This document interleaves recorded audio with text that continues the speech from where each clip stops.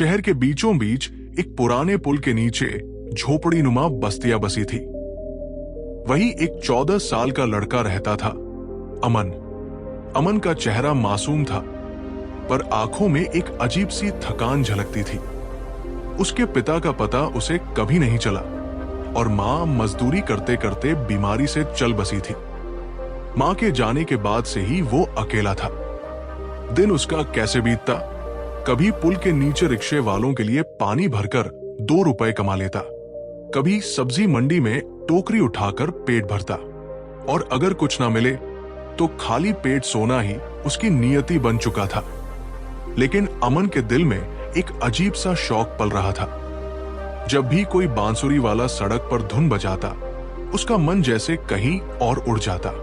वो देर तक उस धुन को सुनता, आंखें बंद कर लेता और महसूस करता कि जैसे वो गरीबी की दुनिया से निकलकर किसी और जगह पहुंच गया हो। अमन के पास एक टूटी फूटी बांसुरी थी जो उसे कूड़े में पड़ी मिली थी। उसमें सही सुर नहीं निकलते थे, लेकिन वो रोज रात को उसी पर बैठकर बजाने की कोशिश करता। एक रात पुल के नीचे जब अमन बांसुरी बजा रहा था, तभी पास खड़ा एक अधेड़ उम्र का आदमी ठहर गया। सफेद शर्ट, कंधे पर बैग और हाथ में मोटी किताब। वो शायद कोई शिक्षक था। उसने कुछ देर तक अमन को देखा, फिर मुस्कुराकर बोला, बेटा, तुम्हें बांसुरी बजाना पसंद है?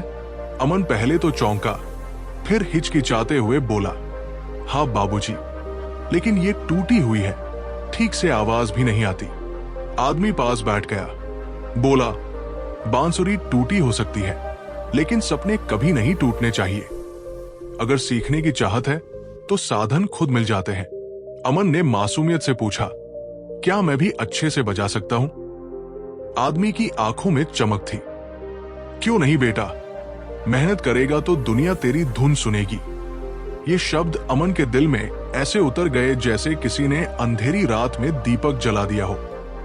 उस रात के बाद अमन के मन में एक नई हलचल थी। उस अनजान आदमी के शब्द, सपने कभी नहीं टूटने चाहिए, बार बार उसके कानों में गूंज रहे थे। अगली सुबह अमन ने ठान लिया कि वो सिर्फ पेट भरने के लिए काम नहीं करेगा, बल्कि ऐसा काम ढूंढेगा जिससे वो बांसुरी सीख सके। वो शहर के एक संगीत की दुकान पर गया। अंदर कई तरह के वाद्य यंत्र रखे थे, तबला, गिटार, हारमोनियम और दर्जनों नई बांसुरियां। अमन की आंखें चमक उठीं। उसने दुकानदार से कहा, भैया, क्या मैं यहां काम कर सकता हूं? मुझे बांसुरी सीखनी है। दुकानदार ने उसे ऊपर से नीचे तक देखा। मैले कपड़े, नंगे पैर और कमजोर शरीर। अरे बच्चा, ये काम सब जानने वालों का है, तू यहां क्या करेगा? जा कहीं और काम ढूंढ। अमन के दिल पर चोट लगी, लेकिन हार मानना उसे पसंद नहीं था। वो मंदिर के पास एक बूढ़े बांसुरी वादक को देखता था, जो रोज शाम को शांति की धुन बजाता। अमन ने उनके पास जाकर हाथ जोड़कर कहा, बाबा, मुझे सिखा दो, मैं कोई मेहनत करने को तैयार हूं। बूढ़े आदमी ने बांसुरी से हाथ हटाकर कहा, बेटा, ये कला भूख से बड़ी है, लेकिन पहले पेट भरने का जतन करो। भूखे पेट संगीत कहां से सीखेगा? अमन चुप रह गया। सच ही तो था, रात को अक्सर वो बिना खाए सो जाता था। उसी शाम एक मिठाई की दुकान पर उसने बर्तन धोने का काम पकड़ लिया। बदले में उसे रोज 2 बार खाना मिलने लगा। अब अमन का पहला संघर्ष खत्म हुआ, भूख से लड़ाई। लेकिन दिल में बांसुरी की चाह और तेज हो चुकी थी। हर रात खाना खाकर थका हुआ वो फिर टूटी बांसुरी उठाता और सुर मिलाने की कोशिश करता। कई बार बच्चे उसका मजाक उड़ाते, ये पागल है, टूटी बांसुरी बजाता है। लेकिन अमन सुनता ही नहीं। एक दिन वही अधेड़ उम्र का शिक्षक, जिसने उसे पहली बार पुल के नीचे देखा था, फिर वहां से गुजरा। इस बार अमन बांसुरी पर मेहनत से राग छेड़ने की कोशिश कर रहा था। आदमी रुक गया और मुस्कुराकर बोला, वाह बेटा, लगन तो है तेरे अंदर। अमन ने झिझकते हुए कहा, लेकिन सही बांसुरी नहीं है बाबूजी, तो अच्छा सुर नहीं निकलता। शिक्षक ने अपने बैग से एक पुरानी बांसुरी निकाली। ये मेरी है, अब ये तेरी है, लेकिन याद रखना, सिर्फ रखना नहीं, इस पर इतिहास लिखना। अमन की आंखें भर आई। पहली बार किसी ने उसे उसकी चाह के अनुसार कुछ दिया था। उस रात जब उसने नई बांसुरी पर पहली बार फूंक मारी तो साफ सुथरा सुर निकला। जैसे उसकी आत्मा खुशी से झूम उठी। उसने आंखें बंद की और देर तक वही सुर दोहराता रहा। उसे महसूस हुआ कि सचमुच उसके सपनों की राह खुल रही है। अब अमन रोज दिन में काम करता और रात को घंटों बांसुरी बजाता। शुरू में सुर बिगड़ जाते, कभी आवाज बेसुरी लगती, लेकिन उसने हार नहीं मानी। कई बार दुकान वाला झल्लाकर कह देता, ओए लड़के, रात भर शोर मत मचाया कर। कभी बच्चे ताने मारते, अरे बड़ा आया बांसुरी वाला। लेकिन अमन को अब फर्क नहीं पड़ता था। हर बार वो वही वाक्य याद करता, सपने कभी नहीं टूटने चाहिए। करीब 6 महीने बीत गए। एक शाम पुल के नीचे बैठकर अमन धीरे धीरे सुर साध रहा था। तभी एक छोटा बच्चा पास आकर बैठ गया। कुछ देर सुनने के बाद बोला, भैया बहुत अच्छा बजाते हो, फिर से वही धुन बजाओ। अमन के चेहरे पर पहली बार गर्व भरी मुस्कान आई। आज कोई उसे सुन रहा था। आज पहली बार उसे महसूस हुआ कि उसकी मेहनत रंग ला रही है। पर अब अमन सिर्फ सुनने वालों को खुश करना नहीं चाहता था। उसके मन में ख्याल था, अगर मैं सच में अच्छा बजा सकूं तो शायद बड़े मंच पर भी बजाऊं। लेकिन कैसे? ना गुरु, ना किताब, ना नोटेशन, सिर्फ एक पुरानी बांसुरी और उसका जज्बा। और यहीं से शुरू होता है उसका अगला सफर। गुरु की तलाश और असली संघर्ष। अमन की बांसुरी अब सुर पकड़ने लगी थी। लोग पुल के पास से गुजरते और रुककर 2 मिनट उसकी धुन सुन लेते। कुछ लोग मुस्कुराकर आगे बढ़ जाते, कुछ उसकी पीठ थपथपा देते। लेकिन अमन जानता था, सिर्फ राहगीरों को खुश करना मंजिल नहीं है। उसका सपना था संगीत सीखना, समझना और लोगों के दिलों तक पहुंचना।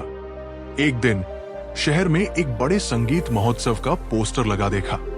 वहां लिखा था, पंडित शंकरनाथ जी का बांसुरी वादन। पंडित शंकरनाथ देश के सबसे बड़े बांसुरी वादकों में से एक। अमन का दिल धड़क उठा। काश मैं इन्हें सुन पाऊं और शायद उनसे मिल भी सकूं। लेकिन समस्या थी टिकट। टिकट की कीमत 100 रुपए थी। अमन के पास मुश्किल से 15 से 20 रुपए ही थे।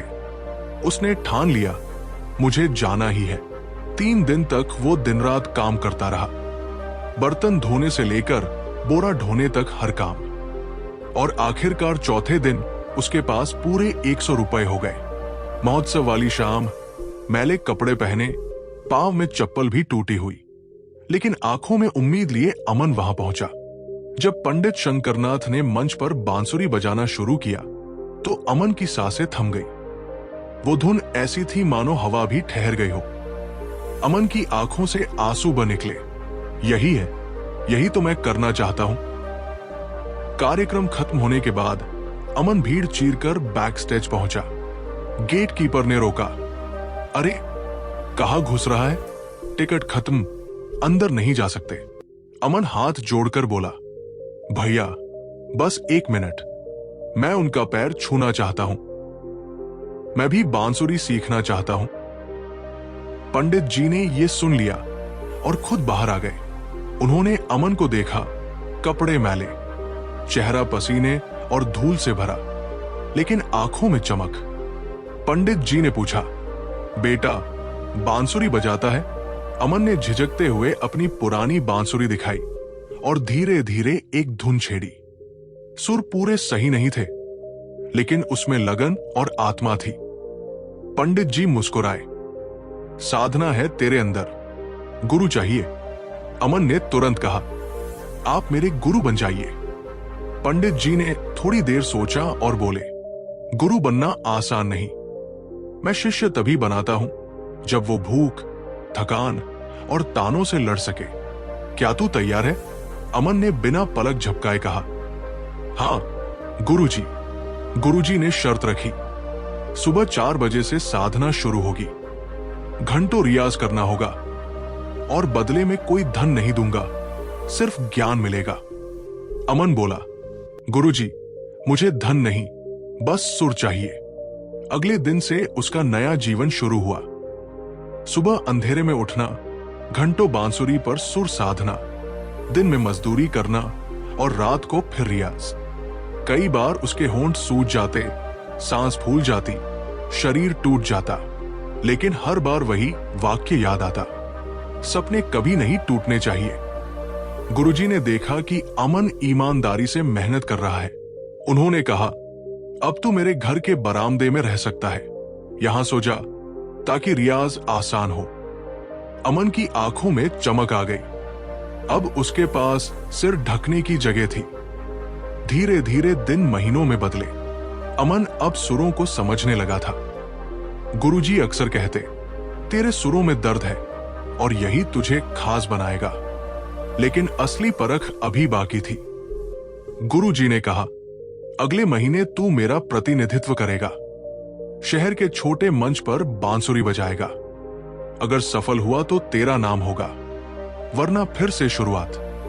अमन ने जब गुरुजी की बात सुनी तो उसका दिल तेजी से धड़कने लगा। क्या मैं सच में मंच पर बजा पाऊंगा? लोग हंस तो नहीं देंगे? लेकिन तुरंत उसने खुद को संभाला और मन ही मन कहा, सपने कभी नहीं टूटने चाहिए। वो दिन आया।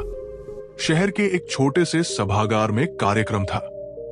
गुरुजी ने खुद मंच पर आकर घोषणा की, आज मेरा शिष्य अमन पहली बार बांसुरी वादन करेगा। भीड़ ने ताली बजाई। अमन के हाथ कांप रहे थे, माथे पर पसीना था। उसने बांसुरी होठों से लगाई और आंखें बंद कर ली। शुरुआत में सुर डगमगाए, कुछ लोग फुसफुसाए, ये कौन है? नया लड़का है शायद। लेकिन फिर अमन ने दिल की गहराई से फूंक मारी। उसकी धुन ऐसी बही कि सभागार शांत हो गया। सुरों में उसका दर्द, उसका संघर्ष और उसकी उम्मीद झलक रही थी। धीरे धीरे वही लोग जो संदेह कर रहे थे मंत्रमुग्ध होकर सुनने लगे। अंतिम सुर खत्म होते ही पूरा सभागार तालियों से गूंज उठा। गुरुजी की आंखें भर आई। उन्होंने अमन को गले लगाकर कहा, आज से तू सिर्फ मेरा शिष्य नहीं, मेरा उत्तराधिकारी है।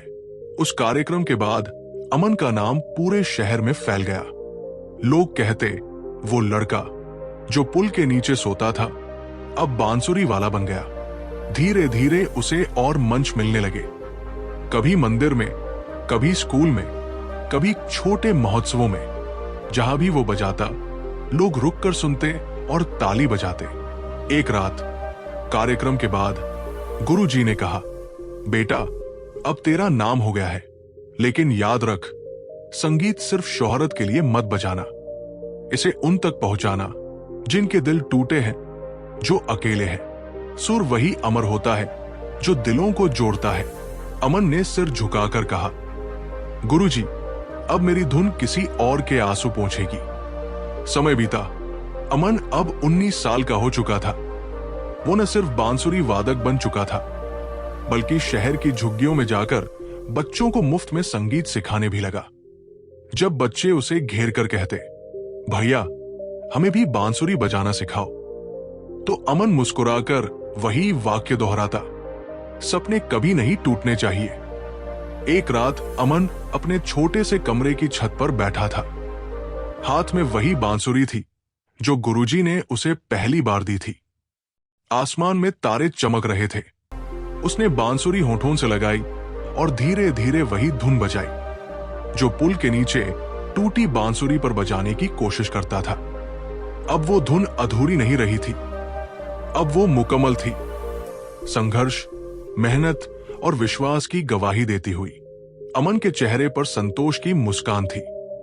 उसने आकाश की ओर देखते हुए फुसफुसाया, हाँ मां, मैंने अपनी किस्मत खुद लिख दी। सीख। दोस्तों, इस कहानी की सबसे बड़ी सीख यही है कि हालात चाहे कितने भी कठिन क्यों न हो, अगर दिल में लगन और भरोसा हो तो इंसान अपनी तकदीर खुद लिख सकता है।